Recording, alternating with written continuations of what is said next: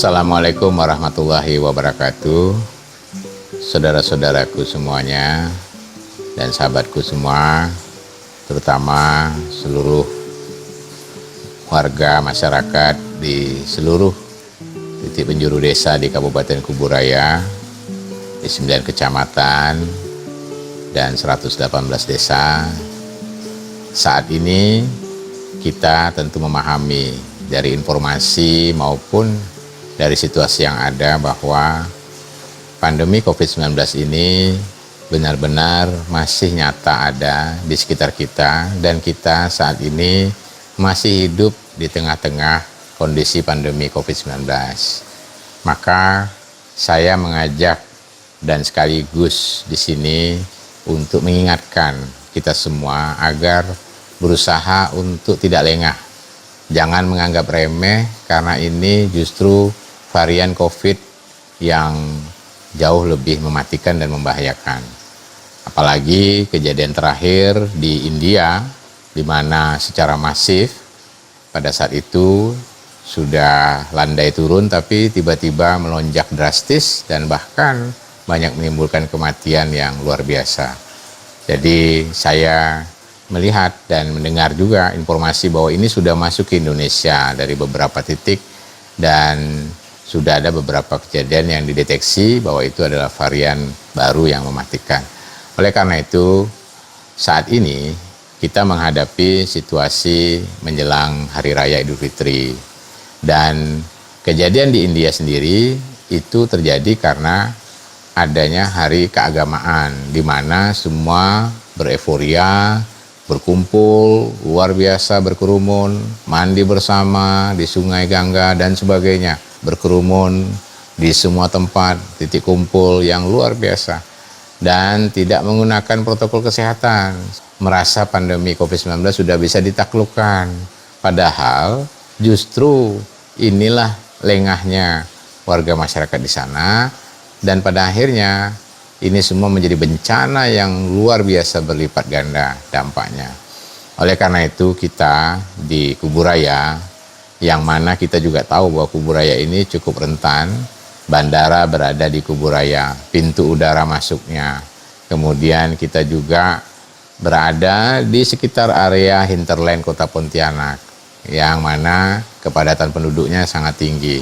Dan juga di Kuburaya cukup besar penduduknya, 610.000 hari ini. Dan kita juga pintu darat, di mana jalur Trans Kalimantan yang masuk dari luar daerah lewat Kuburaya, termasuk jalur pintu sungai, 3 pintu muara itu masuk lewat Kuburaya, yaitu Muara Kapuas, Muara Kakap, dan Muara Kubu.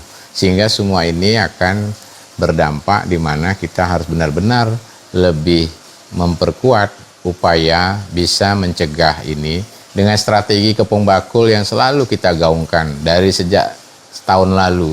Ketika pandemi hadir bulan Maret 2020, kita langsung membangun namanya strategi kepung bakul, yaitu semua bergerak. Desa-desa semua membentuk gugus tugas, dan RT, RW, dusun, serta kader-kader kesehatan bersama dengan Babin Kamtibmas, Babinsa, dan semua elemen termasuk Pol PP, Dinas Perhubungan, dan juga jajaran Dinas Kesehatan terutama, yang mereka semua terdepan bersama-sama warga desa-desa untuk mendeteksi dan melakukan upaya monitoring secara ketat terhadap protokol kesehatan. Oleh karena itu dulu kita juga langsung menggaungkan pembuatan masker kain secara masif di setiap kampung-kampung dengan tagline maskerku pakaianku. Itu semua tentu dengan upaya supaya kita menganggap masker inilah alat pelindung diri kita, APD. Kita ingin melindungi orang, dan orang juga bisa melindungi kita apabila kita sama-sama tetap patuh dengan masker, yang tentu ini meminimalisir penyebar luasan. Prinsipnya, mata rantai ini yang bisa memutuskannya, yang berjuangnya di depan adalah masyarakat sendiri. Makanya kepada semua saudara-saudaraku semua, sahabatku semua, bahwa kitalah yang berjuang. Kalau pemerintah bersama jajaran TNI, Polri, tenaga kesehatan, ini semua bersifat menavigasi supaya kita semua bisa dilakukan upaya untuk pengendalian dan pencegahan. Namun ini semua tidak bisa dilakukan pencegahan apabila tidak ada partisipasi dan kesadaran yang tinggi dari masyarakat sendiri. Karena bagaimanapun pergerakan masyarakat, pertemuan, kerumunan, dan juga hal-hal yang sifatnya tidak mentaati protokol kesehatan seperti masker dan jarak, tentu ini yang akan berpengaruh besar. Nah, saya ingin mengingatkan kembali bahwa mulai dari hal komunitas paling terbawah terkecil yaitu rumah tangga. Setiap rumah tangga berusahalah memetakan, misalnya di rumahnya siapa yang punya penyakit bawaan, yang lansia, mungkin ada yang hamil, atau mungkin ada yang asma, atau penyakit-penyakit komorbid lainnya yang rentan. Nah, disinilah makanya kita harus mampu memetakan agar jangan sampai terjangkit ke rumah tangga atau anggota keluarga kita. Sekarang pemerintah telah membuat kebijakan yang sangat tepat, yaitu dengan pemberlakuan pembatasan kegiatan masyarakat atau namanya PPKM berskala mikro. Maksudnya di sini supaya tidak bingung, ini maksudnya adalah bahwa kita ini kan ada desa-desa yang mana kita sudah membuat gugus tugas dulu, sampai hari ini masih berlaku dan seluruh desa di Kuburaya sudah terbentuk ya, sejak dulu, dan sekarang diperkuat lagi di mana desa juga berperan aktif. Kita di kabupaten bersama jajaran semua TNI, Polri, dan seluruh elemen yang lain, terutama tenaga kesehatan, terus melakukan testing, tracing, dan sebagainya. Nah, namun di sisi lain, masyarakat kita harapkan bisa melakukan upaya-upaya pengendalian. Makanya keterlibatan desa di sini diharapkan lakukan konsolidasi kepada semua RT, RW, kader kesehatan, semua elemen, aktivis perempuan, dan semua pemuda-pemuda. Ayo kita sama-sama. Tidak ada yang lain kita ketergantungan, kecuali diri kita sendiri yang harus melakukan perubahan-perubahan kebiasaan baru. New normal itu tentu sudah kita jalankan. Maskerku, pakaianku menjadi prinsip kita, bahwa masker itu sudah sama seperti pakaian, sehingga harus kita gunakan. Maksudnya berskala mikro adalah sampai kepada level tingkat RT dan RW. Radius tingkat RT dan RW itu diharapkan pengurus RT setempat maupun warga di RT itu bisa berusaha untuk peka dan sensitif, serta selalu melihat dengan jelas warganya, didata mana warganya yang punya kerentanan. Tentu RT tahu. Nah, setidaknya misalnya ada agenda, ada arisan atau ada acara di sekitar situ, maka yang rentan-rentan ini, si RT maupun RW ini atau masyarakat harus bisa saling mengingatkan. Jangan sampai yang ada penyakit asma dan sebagainya ini mereka juga ikut dalam acara. Walaupun tetap mengerti protokol kesehatan, tapi ini ada kerentanan. Nah, kalaupun tentu masyarakat diupayakan di setiap titik ini pemberlakuannya, pembatasannya semua harus menggunakan masker kalau berada di luar rumah. Bahkan di dalam rumah pun kalau ada tamu dan sebagainya kita sudah harus gunakan masker. Jadi sekarang ini masker ini sudah melekat seperti pakaian kita. Nah, oleh karena itu mari kita kembali mengingat bahwa ini sudah setahun lebih pandemi ini hadir. Tidak ada strategi lain, walaupun vaksinasi kita berlakukan, tapi tentu tidak bisa langsung mengatasi ini dengan cepat. Apalagi ada varian baru yang tentu juga ini akan membuat bagaimana situasi kita bisa terkendali. Nah, kita harapkan masyarakat walaupun demikian tetap tidak panik, tetap produktif. Tujuan PPKM Mikro ini adalah semua masyarakat bisa tetap aktivitas, yang berdagang tetap berdagang, yang bertani bertani, yang bernelayan, yang bekerja sebagai buruh tetap bekerja.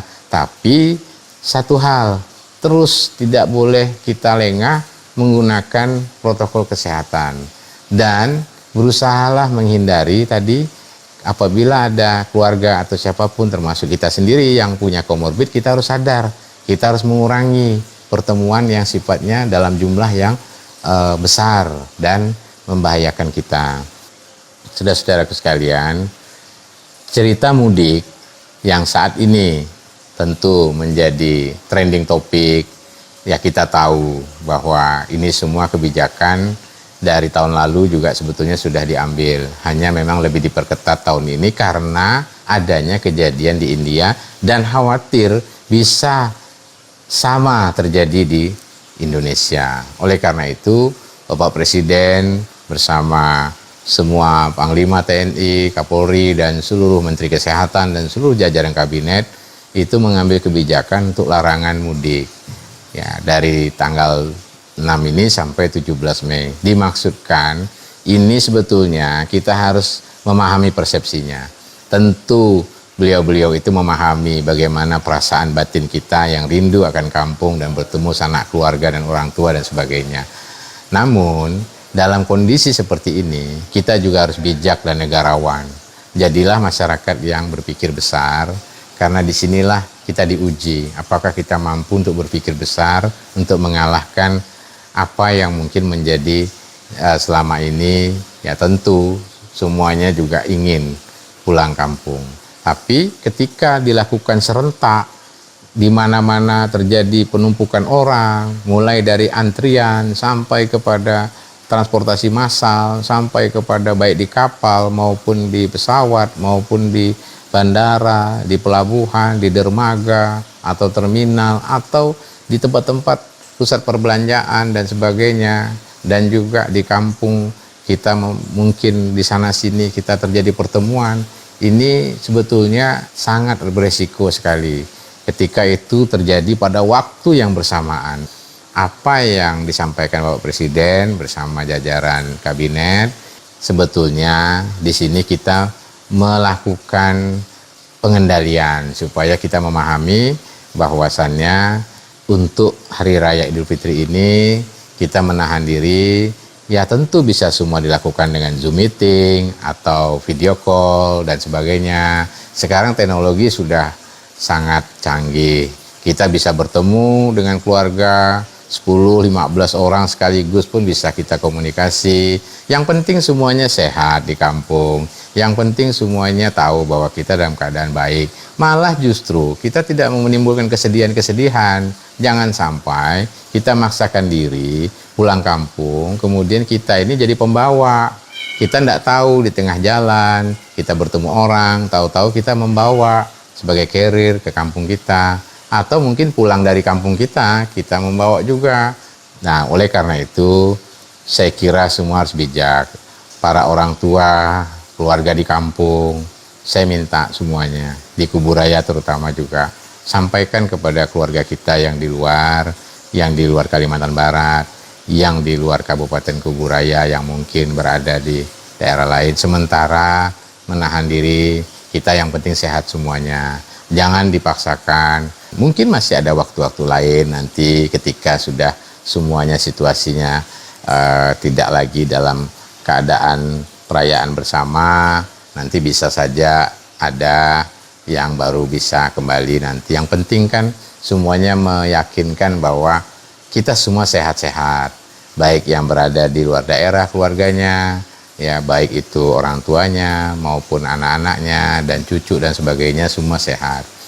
Saya yakin saudara-saudaraku sekalian, Bapak Presiden maupun pengambil kebijakan tentu ingin bertanggung jawab terhadap rakyatnya.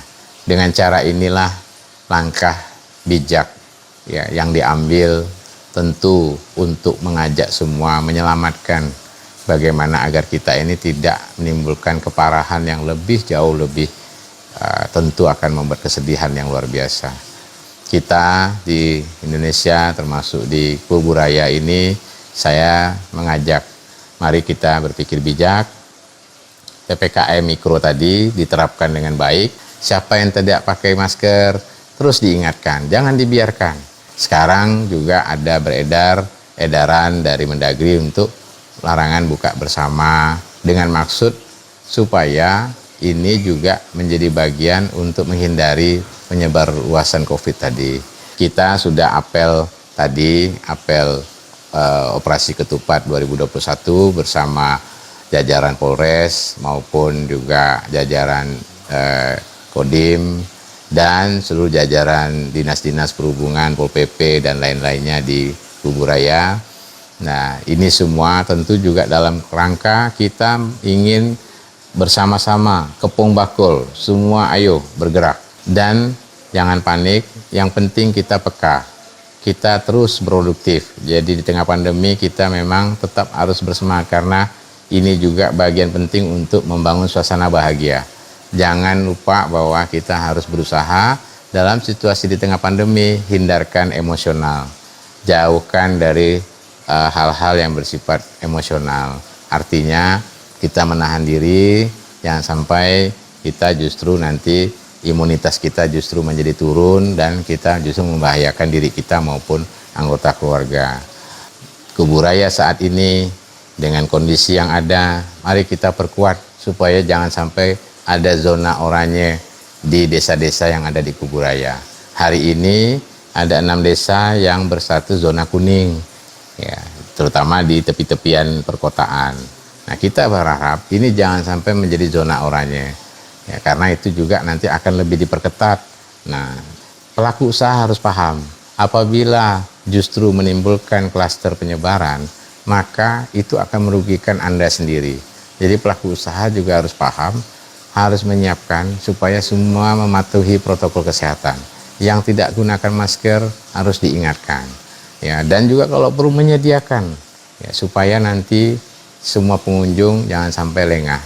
Dan satu hal juga, semuanya berusaha menjaga terutama tempat hiburan pariwisata juga ini agar semuanya bisa benar-benar diingatkan, baik itu cuci tangan semua, kemudian hand sanitizer, dan jangan lupa kita juga harus selalu berpikir yang produktif, ya, karena pikiran ini 70% memegang peranan penting psikisnya. Makanya kita marilah dengan anak-anak, dengan orang tua, dengan keluarga kita, ya, kita harus selalu berusaha agar semuanya terbangun suasana yang tidak menimbulkan depresi, stres, dan hal-hal panik berlebihan.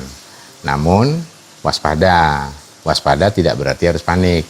Waspada tidak berarti harus emosional. Tapi dengan sabar dan tenang, ya, tentu apalagi dalam situasi Ramadan, tentu kita semua melakukan ibadah puasa Ramadan dan memperbanyak ibadah zikir kita, baca Al-Quran, dan kemudian juga bagi yang muslim tentu kita semua banyak-banyak istighfar, dan juga sekaligus inilah justru malah suasana yang membangun batin kita lebih tenang, apalagi menjelang hari raya, hari kemenangan bagi kita, ya, terutama bagi umat muslim.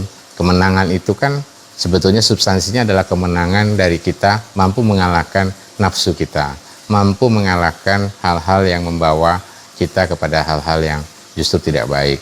Nah, disitulah kemenangan yang sebenar-benarnya. Jadi saya kira mari kita menahan diri.